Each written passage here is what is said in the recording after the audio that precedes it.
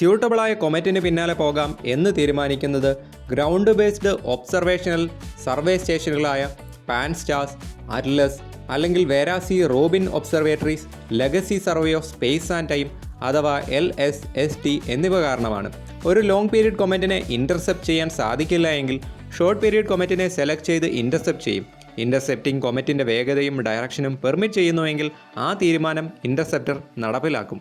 ESAയുടെ comet interceptor ഇൻ്റർസ്റ്റെല്ലാറിന് പിന്നാലെ സഞ്ചരിച്ച് അടുത്തെത്തുന്നതിന് 1-2 ദിവസം മുമ്പ് മെയിൻ സ്പേസ് ക്രാഫ്റ്റ് 2 ചെറിയ പ്രോബുകൾ ഡിപ്ലോയ് ചെയ്യും, B1 ആൻഡ് B2. ഇതിന് ടാർഗറ്റിനെ വളരെ അടുത്ത് നിരീക്ഷിക്കാനാകും. ഇതുവഴി കൊമറ്റിൻ്റെ കോമയെ അടുത്ത് നിരീക്ഷിക്കാനാകും. ഈ 3 സ്പേസ് ക്രാഫ്റ്റുകൾ gas composition, dust flux, density, magnetic fields, plasma, solar wind interactions എന്നിവ നിരീക്ഷിച്ച് കൊമറ്റിൻ്റെ 3D പ്രൊഫൈൽ ചിത്രങ്ങൾ നിർമ്മിക്കും.